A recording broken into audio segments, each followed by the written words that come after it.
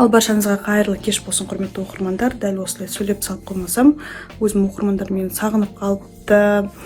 Дәл қазір дауыс жазуға бара жатырмыз. Кештелетіп болса да, азанда деп қоям. Бағана жұмыстарымды бітіріп келдім. Мені жай ғана қыдырып жүр деп ойласаңыздар, қателесесіздер. Күшті жаңалықтар күтіңіздер. Короче, достар, мен Гонконгта жоғалып қалдым. Жаңылханды аэропортқа барып, самолетқа шығарып салдым. Өзім одан кейін вокзалға келгенмін ғой, Гуанчжоуға кетем деп. Сөйтіп вокзалға келсем, вокзал жабық екен. Поезд тек қана ертең, и то не факт, что он завтра поедет в Гуанчжоу.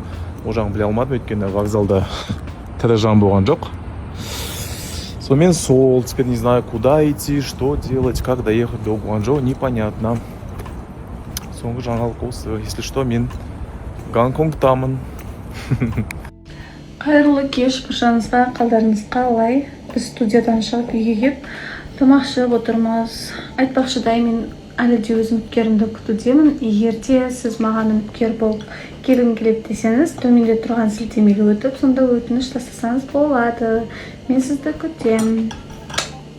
А всем, кто меня уже поздравил, пишет добрые слова и пожелания, всем огромное спасибо. Вообще, какой приятный день рождения, да? Тебя просто поздравляю за то, что ты есть.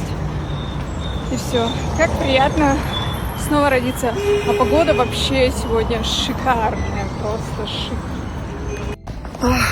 Мен шықтым. Консерваға пока-пока деп айттым. Вообще от души айтып алдым. Вот, консерва, в общем, атын сұрасам, кім деп қойсын. Енді олар орыс семьясы ғой. Катя дейді маған. Алдына білет София деп айтқан, олар решились, потом они решили тағы да жеребьевка жасап Катя. Мен айттым, қандай Катя, біздің типаж па? Не надо Катя деп айттым. Бір әдемі ат қоймайды, осылар обычный Катя, Матя, Саша, Аня деп қояды. Мен айттым, хотя мен атыма, мою честь Анна деп қойсаңдаршы, мен сияқты әдемі, умный болып өседі. Енді жаңа екінші сұрағына жауап беріп үлгермей қалдым ғой, уақытым бітіп қалды. Мен жұмысына қалай тұрдым деген сұрақ болды. Оған, короче, өзім бүйтіп келе салған жоқпын. Мен деген, мен бұндай елге вообще келмейтін едім, если честно. Өйткені мен мұнда подругам болғаннан кейін, оған айттым, мен де жұмыс істеймін деп жатыр, қайдасың, қалай кірсе болады. Короче, сұрақтар, мен де айттым ғой, кто хочет, сол ізденеді, и ниет етеді, әрекет етеді, и берекет алладан болады деген ол рас нәрсе да. Сосын мен деген бүйтіп жаздым, ол маған андай нелерді жіберді, короче.